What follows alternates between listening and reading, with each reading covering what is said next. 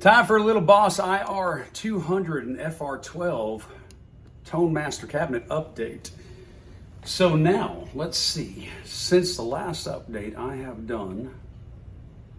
I've put over 120 hours live with it over the shows that I've done.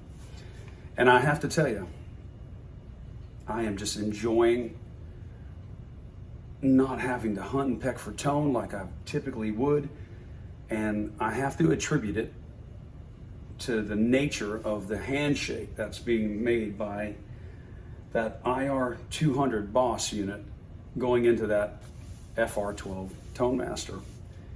It hasn't mattered what instrument I pick up. Matter of fact, I don't pick this one up very often. I'm fortunate to have a bunch of guitars, and you know, there's just some of them that just don't get the attention as much, but this has been one of my main players and session guitars that I've used. This is a 2012 Les Paul.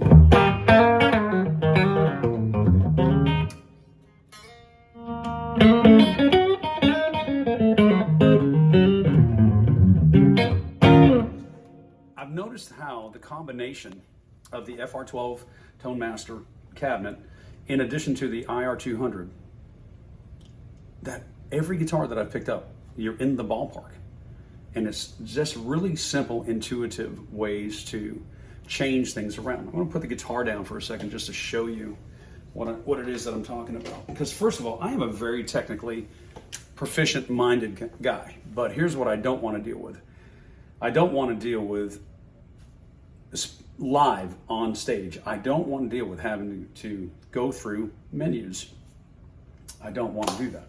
I don't want to have to go through this into this patch and then enter that and then get over here to this area. I don't want to do that. Now, the Boss IR-200 has that if you want to access it, but I have not needed to. I'm going to show you one reason why. I'm hoping that my phone is picking this up, but what you have, let me turn this just a little bit on a stand, so go for a ride there. So what you have is very intuitive controls right there. You have a gain, a level, bass, middle, and a treble. The only thing I ever do when I turn it on is that level. I make sure that that level is at 100. And as you can see, I'm at patch 001, and I have not used any other patch live for the guitar. I've not even gone into it to see what they would offer in the sense of before a show trying to get something different than 001. It's been perfect for what I'm looking for. Now, what is it that I'm looking for? Well, for me, when I mean clean, I mean clean. I don't mean a slight bit of dirt. I mean clean.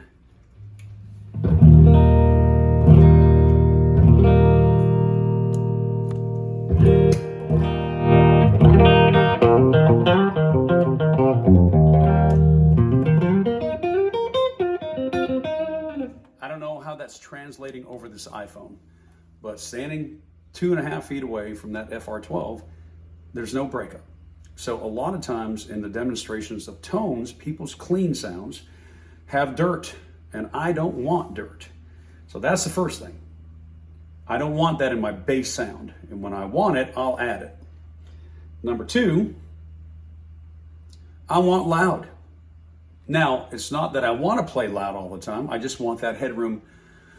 It's having the more gas on the more pedal on the gas. That's all. You want to know that you can get there and not be maxed out all the time.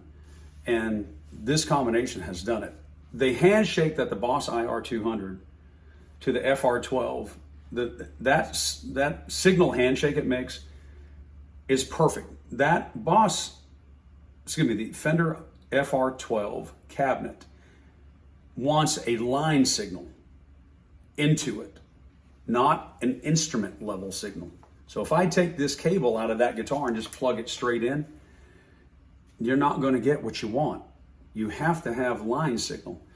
Research what that means technically for you technical minded people, plus -4, +10, whatever it might be. But this FR-12 wants a line signal, not instrument level signal. And that's a massive difference. Keep in mind that this is not an amplifier. This is a cabinet.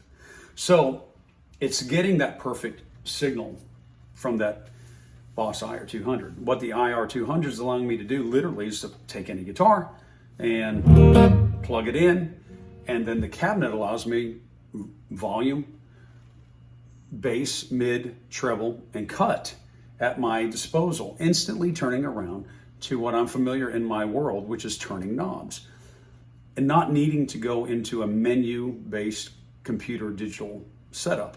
Now, in a session, in a studio, it can be all different, you know, if you know how to navigate your stuff, but live on the fly, it just doesn't make sense. I am picking up guitar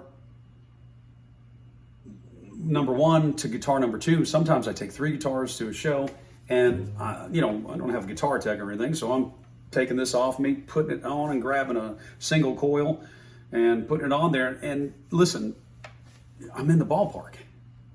Now, the variety of music that I play is all the way from Hank Williams to AC/DC to Metallica to Joe Cocker to B.B. King to Jimmy Buffett to Bob Marley to Dolly Parton to Bob Dylan to the Beatles to, you know, let's go on, Gordon Lightfoot. So a variety of tonal desires that I need with a foundational sound being in place. That Boss IR-200 is giving me that. I'm not sure what their 001 natural cabinet's based off of. You can do the research on that.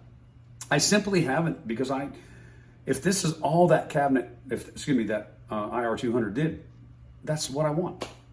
The fact that it can do so much more is incredible. I don't care. I simply don't care. What I want is a good, clean sound that then can be amplified by whatever it's going into. And in this case, it's unbelievable. It's unbelievable how loud this gets on stage if you need it to be. And retain that clarity, no breakup, unless I want it. So how do we get the breakup? Well, it's simple. The Boss IR-200 takes pedals, incredible. It's just like the front end of an amplifier. So I don't know how the camera's doing here because I'm not looking at it, but you know, tuner into first stage boost, second, third, compressor, GE7, phaser, just everything, and going to the front end. I'm not even using the effects loop. I did try to use the effects loop on it, and it's fine. It works fine, but it worked better for me from a live standpoint just to have everything in line, just in case something happened to one of the pedals. I could just have a better way of tracking it down and not have to worry about where everything was in that chain, especially if you split off into the effects sends, effects returns, because now you're getting into additional tabling. Not right or wrong, it's just I like to be very simple on stage. But this is my normal sound coming in from the guitar, nothing else on except the Boss IR-200 and the FR-12 cabinet.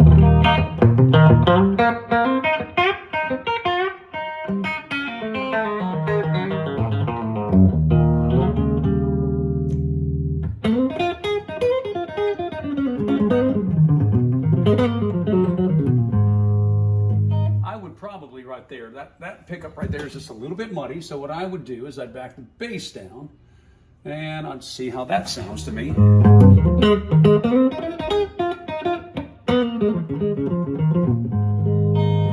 Much more in the ballpark. I think I would probably push the mids a little bit and just do a little bit of that. Yeah, something like that. Let's see.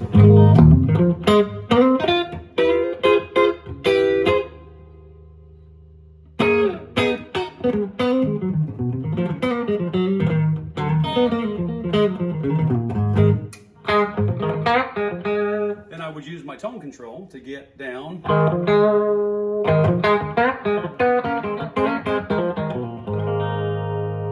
I would do that. And of course I'd tune this guitar that ain't been played up. I played too much here. So that's how I would do it per guitar. But it's that quick where you are doing things that's very intuitive to a guitar player that is from an era that, you know, we turned knobs. So having the digital, the best of the digital offering that's simplified is what the Boss IR-200 represents to me. It's just like the front end of an amplifier that then goes into an amplifier or a cabinet. Now, I've used the IR-200 into my Tonemasters. I have the Super Reverb here, I have the Fender Twin in my vehicle, and I also have the Fender Deluxe Reverb, and they're all the Tonemaster series. And I have to tell you, having that IR-200, there's no way I wouldn't run that thing on. Just having it on, and this 001 preset is just a great handshake into all the amps. There just seems to be more. It's almost like having like an RC booster, you know, some kind of boost pedal on the front that adds that little dimension of clarity between the low end and the mids and the highs. You can hear a separation of sound. Instead of being a narrow sound that hits you like that, it's much more of a broad sound. As far as how this takes pedals, and you can hear, before I go to the pedals, you can hear just a little bit of wet. Hear that reverb? I'm hoping it's translating. That reverb is a hall reverb, and I believe there's probably several other variations of it. And this is the default deal on 001. I've not added or taken it away. It's just barely there, so it just gives it a nice little warmth, so I never shut it off. And in conjunction, I have access to 2 additional reverbs on my live rig and of course my studio stuff. And I never shut the reverb off the Boss IR-200. I never shut it off. And also too, I have yet to deal with the bass, the treble, and the mids on the IR-200, because I can go right to the cabinet or the amplifier and, you know, get gratification right there. One thing I am starting to do is starting to add a little bit more gain to this to have the edge of breakup if you want it, which you can without getting overly too much grit, which I don't. Once again, I don't want that as my clean sound. I want that as my grit sound. So speaking of grit, here comes the first Boss pedal, which is just a slight little overdrive. Clean sound. Just a little breakup.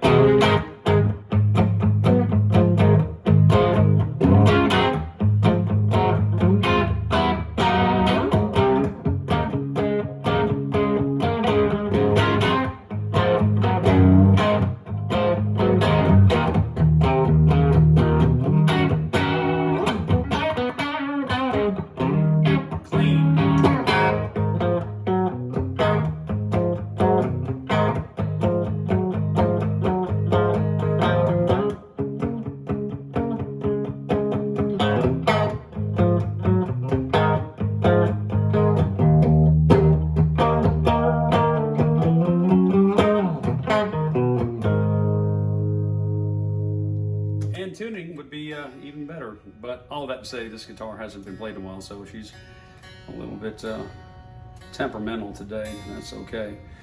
But there you go. The Boss IR-200 and this FR-12. I'm gonna tell you, what an incredible combination. So I said that since the last update, I've had 120 hours, maybe a little bit more. So this gives it about 150. 175, no, gives it, yeah, about 175 hours live since I've got it. Got the combination earlier this year in the keys, and I've tried my other amplifiers with the Boss IR-200 foundation that I'm using, and everything performs.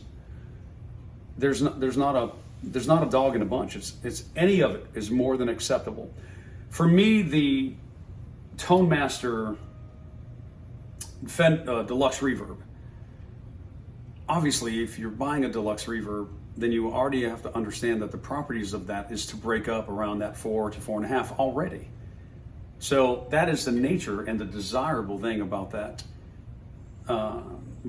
cabinet. So you don't buy a Deluxe Reverb expecting it to perform like a Fender Twin.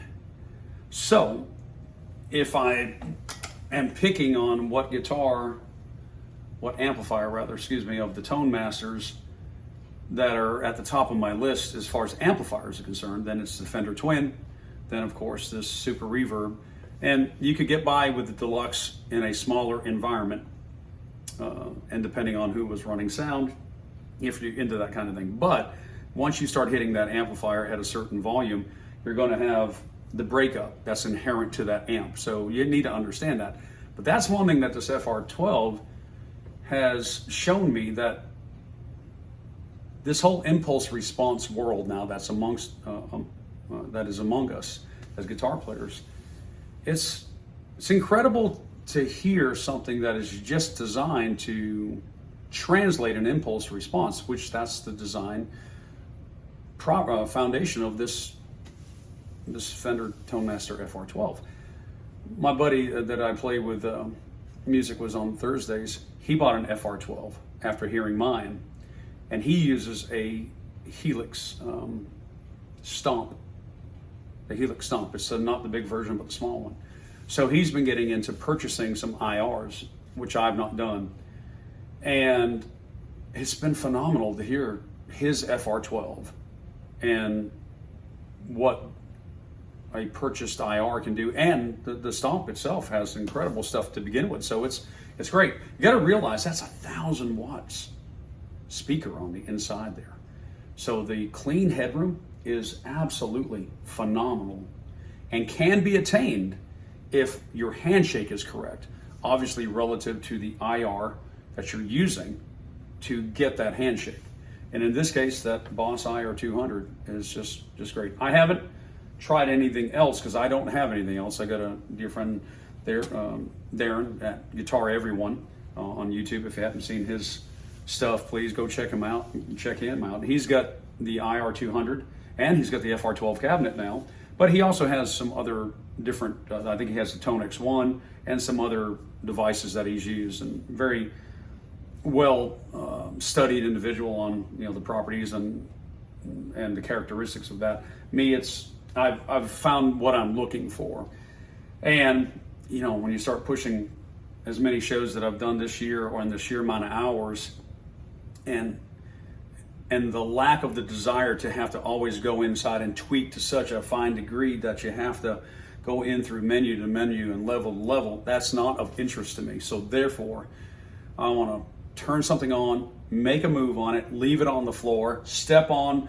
pedals just like a guitar player has been conditioned to do for all of our lives.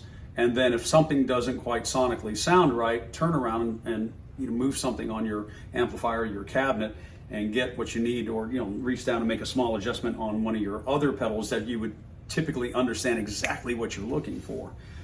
And with that said, it's a grand slam. It is a sonic grand slam, and I am just really thankful that I finally was able to get something that just allows me to always be in the ballpark. And of course, I'll say this one last thing. No doubt in my mind that what's made the electrical handshake perfect has been that Furman power voltage regulator. That voltage regulator is right here. It's the M-8X-AR. And that voltage regulator, there's one here in the house. There's two of them in my vehicle. One as a backup, which I've not needed to use. And then I have the one that I power everything up on stage with. It's a 15 amp draw on it, and there's plenty of outputs on the back, and you take the power from wherever you're at, and that regulator does exactly that. It regulates it within a minus 5 volts and plus 5 volts, so about a 10 volt range. And Class D stuff, which is what this stuff is, performs fine within that range. It's getting the proverbial clean electricity, which now makes everything work the way that it should. So with that said,